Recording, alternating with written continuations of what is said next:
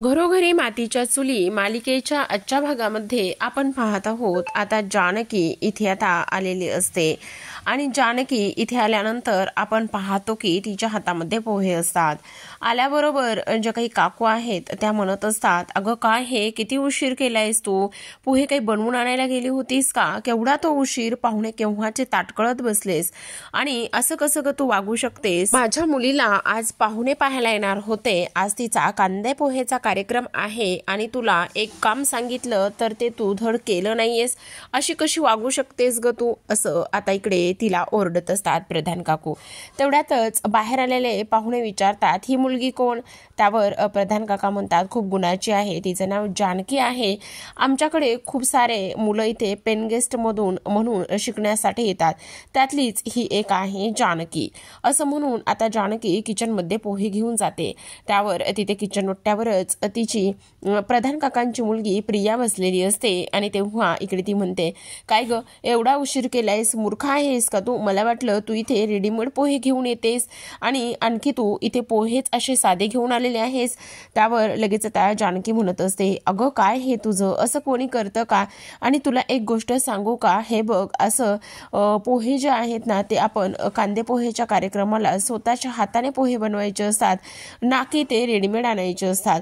त्यावर ती म्हणत असते, ए चल, मला तू अजिबात ह्या गोष्टी शिकवायच्या नाहीयेस। तेवढ्यातच प्रधान काकू येतात आणि जानकीला म्हणत असतात, पटकन आता पोहे बनवायला घे। त्यावर जानकी म्हणत असते, काकू प्लीज मला आता नाही जमणार आहे, कारण मला ना इंटरव्ह्यूसाठी जायचंय आणि ह्या सगळ्या गोष्टी मला नाही जमणार आहे, मी एवढ्या लवकर कसे पोहे बनवणार आहे, मला इंटरव्ह्यूसाठी जायचंय, मला तिकडे जाण्यासाठी लेट होतंय, असं आता इकडे ती बोलत असते।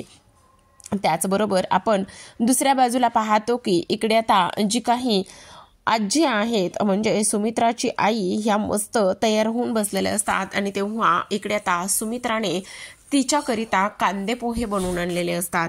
त्यावर आजी म्हणतात, अगं ग सुमित्रा ग, खरं सांगू का, किती दिवस झालं तुझ्या हातचे असे मी पोहे गरमागरम खाल्लेच नव्हते, तुझ्या हातच्या पोह्यांचा खूप मला इथे आनंद घेता येतो आणि खूप आठवण येत होती बघ।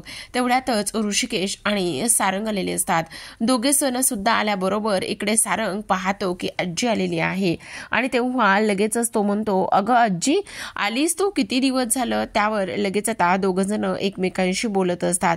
दोघं जण एकमेकांशी बोलत असताना आपण पाहतो की इकडे आता आजी त्याच्यावर भरभरून प्रेम करत असतात, कारण सारंग हा आजीचा खूप जास्त लाडका आहे आणि आजीचा खूप जास्त लाडका असणारा सारंग मात्र इथे खूप जास्त लाड करून घेत असतो। त्यावर लगेच आता सारंग म्हणतो, आजी मला तुझी किती आठवण येत होती ग, खरं सांगू का, मला अजिबात करमत नव्हतं ह्या सगळ्या गोष्टीमुळे आणि तू नाहीयेस ना, त्यामुळे तर मला खूप जास्त इथे कसं तरी होत होतं। त्यावर आजी म्हणत असतात, हो रे माझ्या गुंडुल्या, हे बघ ना मी तुझ्यासाठी खाऊ आणलाय मस्त। त्यावर लगेच आता सारंग म्हणतो की काय माझ्यासाठी खाऊ आणलास तू, दाखव दाखव, असं म्हणून तोच लाडू आहे ना मला जो आवडतो तो। त्यावर आजी म्हणतात, हो तर तोच लाडू आणला आहे जो तुला आवडतो तो, घे पटकन घे, असं म्हणून लगेच आता तो एक लाडू काढून घेतो आणि खायला लागतो।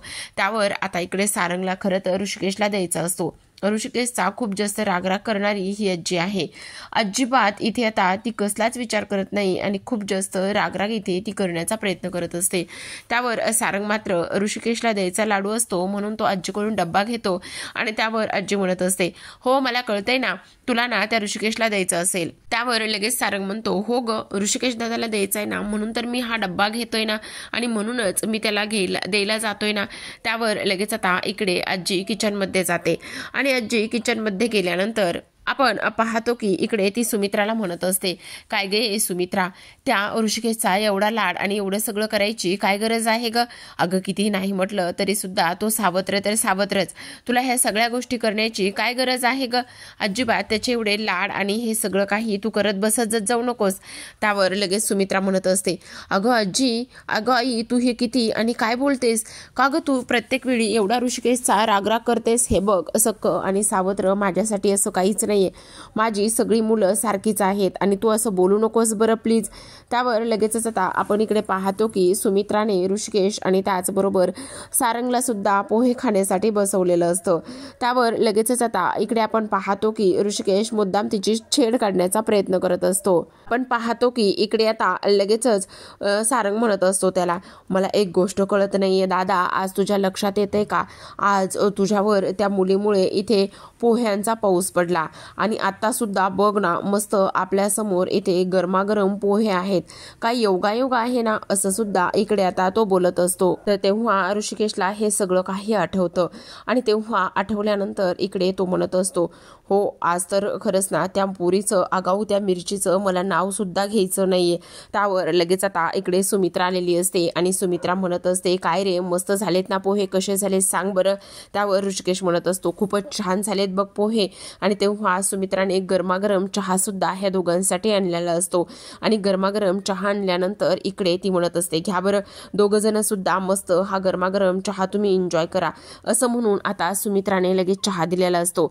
तर इकडे आपण पाहतो सुमित्रा मनामध्येच विचार करते, आईचं हे जे काही तिच्या मनामध्ये आलेल्या ज्या गोष्टी आहेत ना, त्या गोष्टी अजिबात मी इथे माझ्या मुलांच्या आयुष्यामध्ये येऊ देणार नाही. पण इकडे आजी म्हणत असतात, बघितलं किती नाही म्हटलं तरी सुद्धा हिला ना त्या सावत्र मुलाचं आणि मुलीचंच किती कौतुक आहे, त्या सावत्र मुलाचंच ही कौतुक करते. तर आता आपण इकडे दुसऱ्या बाजूला पाहतो की इकडे दुसऱ्या बाजूला जी काही जानकी आहे ती आता पोहे बनवून लगेचच ऑफिसला निघालेली असते, कारण तिला आज इंटरव्ह्यूसाठी जायचं असतं आणि म्हणून तिची तयारी सुरू असते.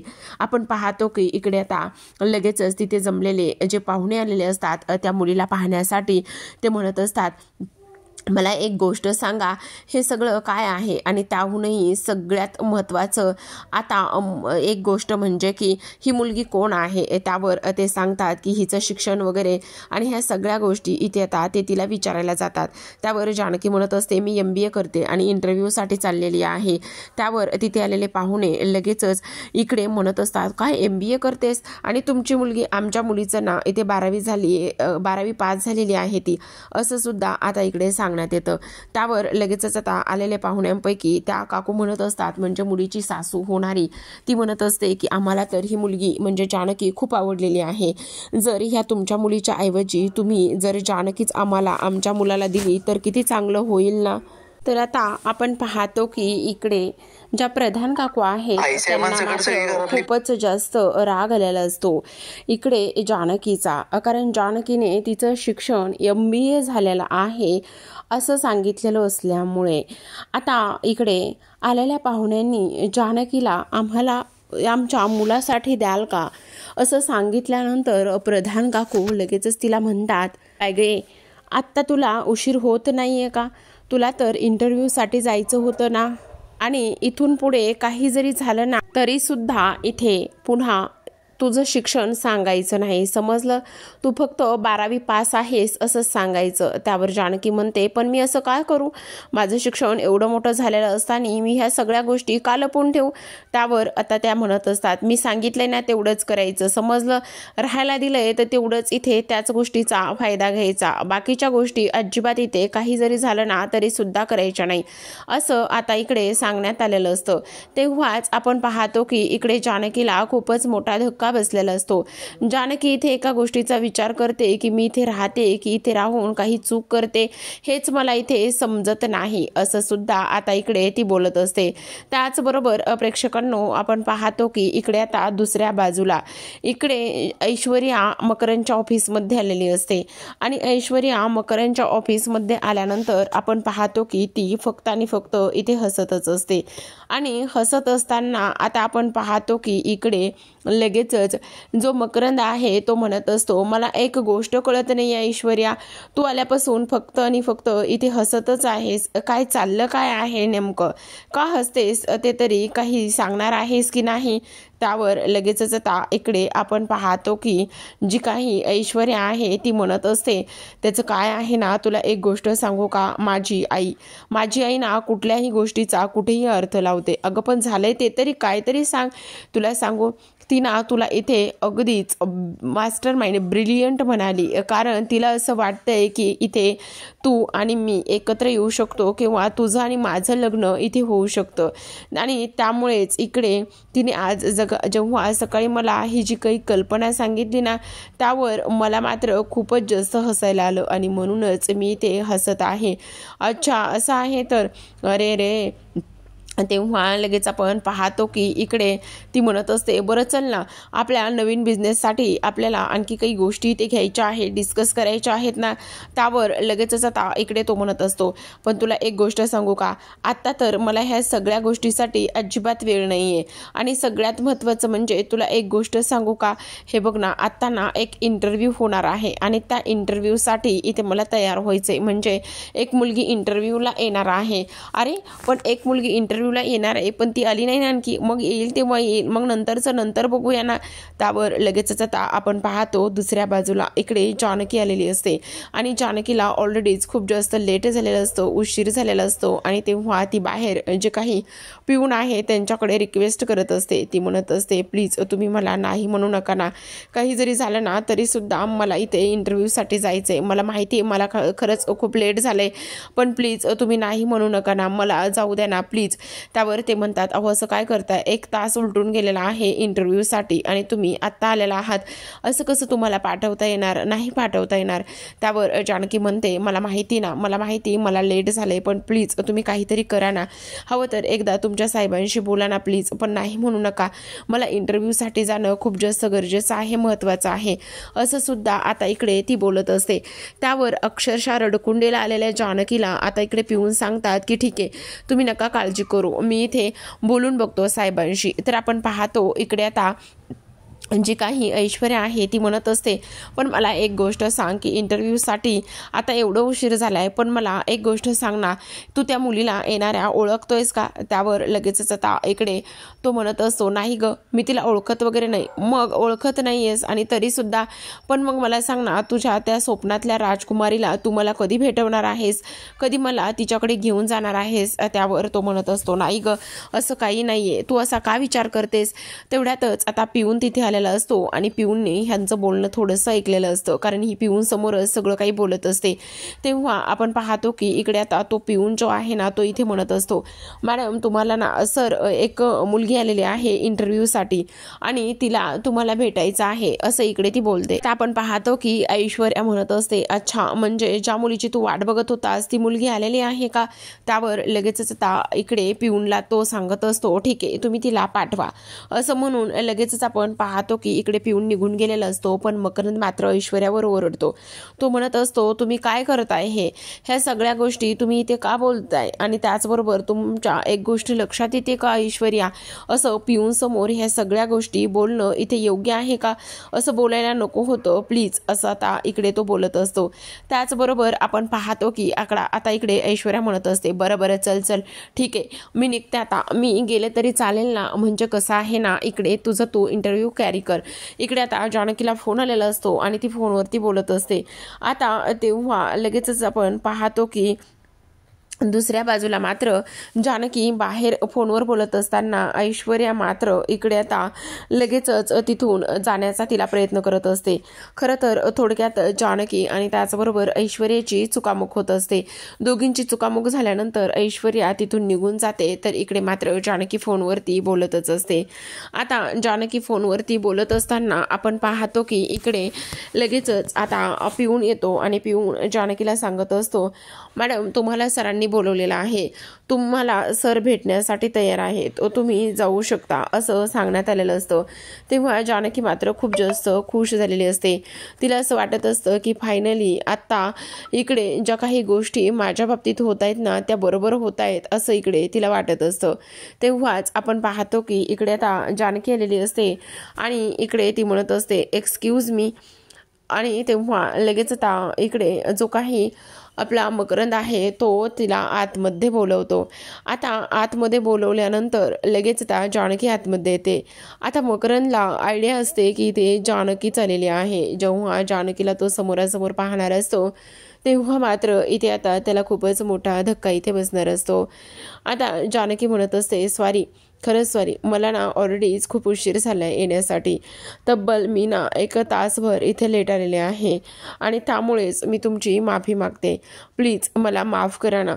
आणि मला हा इंटरव्ह्यूसाठी मिळाले, पण हा जॉब माझ्यासाठी खूप महत्त्वाचा आहे. आता मकरंद पाठीमागे वळून पाहतो तेव्हा लगेच आता जानकी म्हणत असते, मकरंद तुम्ही, असं म्हटल्यानंतर तेव्हा लगेच तो म्हणतो, म्हणजे तू मला ओळखलंस? त्यावर ती म्हणते, हो मी जानकी, आणि मी तुम्हाला ओळखणार नाही असं कसं होईल? तुम्ही तर तेच आहात ना गोल्ड मेडलिस्ट, आणि मला सिनियर, मी तुम्हाला चांगलंच ओळखते. मी तुम्हाला ओळखणार नाही असं कसं होईल? असं सुद्धा आता इकडे जी काही जानकी आहे ती बोलत असते. पण वा वा वा, खरंच तुला मानलं पाहिजे, तू ह्या सगळ्या गोष्टी लक्षात ठेवल्यास. त्यावर जानकी म्हणते, हो बघितलं ना तुम्ही, माझी मेमरी किती शार्प आहे ते.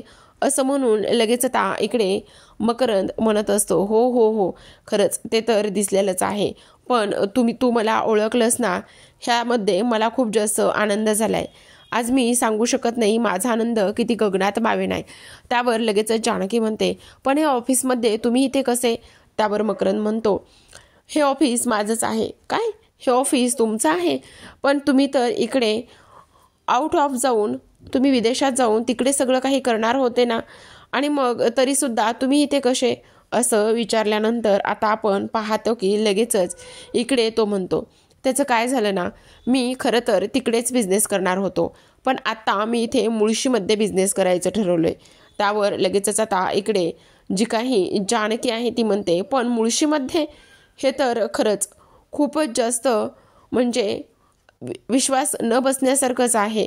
मला तर विश्वासच बसत नाही. आता आपण पाहतो की जानकी ते खूप खुश झालेली असते.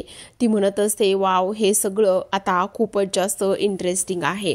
आणि त्यानंतर आता इकडे तो तिला बसायला सांगतो, आणि बसायला सांगितल्यानंतर इकडे लगेचच आता जानकी म्हणत असते, पण मला इथे जॉब करायचा आहे आणि इथे मी जॉबसाठी आलेले आहे. आणि तेव्हा इकडे आता लगेचच ती म्हणत असते, मग तुम्ही काय करताय? त्यावर लगेच आता जानकी सांगते, खरं तर मी ना MBA केलेला आहे, आणि MBA करत करत मला पुढील शिक्षणसुद्धा सुरू ठेवायचं आहे, त्याचबरोबर मला इथे जॉबसुद्धा करायचा आहे. तर आता आपण दुसऱ्या बाजूला पाहतो की सगळेजण जेवणासाठी दुपारच्या बसलेले असतात, आणि दुपारच्या जेवणासाठी बसल्यानंतर आता लगेचच जी काही सुमित्रा आहे ती म्हणत असते, पण मला ना कधी असं आयतं गरमागरम जेवण जेवायला भेटणार आहे मला कळतच नाही बाबा. तुम्ही इकडे मला एक गोष्ट सांगा, तुम्ही दोघं जण सुद्धा लग्न वगैरे कधी करणार आहात? कधी त्या सगळ्या गोष्टी इथे योग येणार आहे? त्यावर लगेच आता ऋषिकेश म्हणतो, अगं आई, तू काय सुनेचे स्वप्न पाहतेस ग? तू काय वेडी का? तुला एक गोष्ट सांगू का? इथे सगळ्यात महत्त्वाची म्हणजे हे बघ, आता तर आमचं खेळण्याचं फिरण्याचं सगळं काही दिवस आहे, आणि तू आमच्या लग्नाचा एवढ्या लवकर का बरं विचार करतेस? आई तू काही म्हण, पण आम्हाला काही लग्न वगैरे इतक्यात करायचं नाही आहे. त्यावर लगेच आता सुमित्रा म्हणत असते, काय सांगतोयस काय? एवढ्या लवकर लग्न करायचं नाही म्हणजे नेमकं कधी लग्न करायचंय तुम्हाला? म्हातारे झाल्यावर करायचंय की काय? त्यावर लगेच सारंग म्हणत असतो, अगं आई, तुला एक गोष्ट सांगू का? सगळ्यात महत्त्वाची म्हणजे हे बघ, आता मला शेतीविषयी बऱ्याच गोष्टी शिकायच्या आहेत, आणि शेतीविषयी बऱ्याच गोष्टी शिकायच्या असल्या कारणाने तुला एक गोष्ट सांगू का? मी काय आत्ताच लग्न करणार नाही. त्यावर लगेचच आता आपण पाहतो की इकडे जो काही सौमित्रा आहे तो म्हणत असतो, मला सुद्धा माझं शिक्षण पूर्ण करायचंय, मला सुद्धा आत्ताच इथे आता लग्न वगैरे काही करायचं नाहीये. मग राहिला प्रश्न ऋषिकेश दादाचा. मग ऋषिकेश दादा इथे नक्कीच लग्नासाठी तयार आहे, तो लग्न नक्की करू शकतो, तू त्याला इथे सांग. त्यावर ऋषिकेश म्हणत असतो, तुम्ही सगळेजण मला इथे बळीचा बकरा का आणि कशामुळे बनवताय? उगाचच मला तुम्ही बळीचा बकरा बनवू नका. त्यावर लगेच आता इकडे सुमित्रा म्हणत असते, अरे ऋषिकेश, पण मला एक गोष्ट सांग, हे सगळं काय आहे? आणि त्याहूनही सगळ्यात महत्त्वाचं म्हणजे की इकडे आता तू लग्न करणार नाही आहेस का? आज तर ना मी इथे उपवास धरला आहे, आज मी एक व्रत केला आहे, का तर मला लवकरात लवकर चांगली सून मिळावी म्हणून मी हे व्रत इथे केलं आहे आणि लवकरच मला चांगली सून मिळणार आहे. आवरा पटापटा, आपल्याला मंदिरामध्ये जायचं आहे. ऋषिकेश, तू मला मंदिरामध्ये घेऊन चल. त्यावर सारंग म्हणतो, हो आई, मी सुद्धा मंदिरात येतो. तू येणार आहेस का रे सौमित्र? तो म्हणतो, नाही नाही, तुमचं चालू द्यात, मला खूप अभ्यास आहे, असं इकडे तो बोलतो. तेव्हा आपण पाहतो की आता सारंग म्हणत असतो, मग काय, आता आमच्या दादाचं लग्न होणार आहे, आमच्या घरामध्ये वहिनी येणार आहे. आणि तसंही आता आपण इकडे पाहतो की ऋषिकेश मात्र त्याचं सगळ्या आठवणीमध्ये गेलेला असतो. तर आता प्रेक्षकांनो, आजच्या भागामध्ये एवढं. उद्याचा भाग आपण पाहतच आहोत. तोच प्रोमो आहे. जानकीला मकरंदने त्याच्या ऑफिसमध्ये नोकरी दिलेली असते आणि त्याच्या ऑफिसमध्ये नोकरी दिल्यानंतर जानकी खूप खुश होते आणि खुश झाल्यानंतर ती त्याच्या हातामध्ये हात मिळवते आणि तो म्हणतो, लवकरच हा हात माझ्यासोबत असेल, लग्न करणार आहे मी तुझ्यासोबत जानकी. तर इकडे जानकी मंदिरामध्ये गेलेली असते कारण नोकरी मिळालेली असते म्हणून. तर आता इकडे जानकीचं आणि पुन्हा ऋषिकेशचं त्याच मंदिरात भांडण होतं. तर पाहत राहा मातीच्या चुली या मालिकेचे भाग. भेटूयात उद्याच्या भागामध्ये. तोपर्यंत धन्यवाद.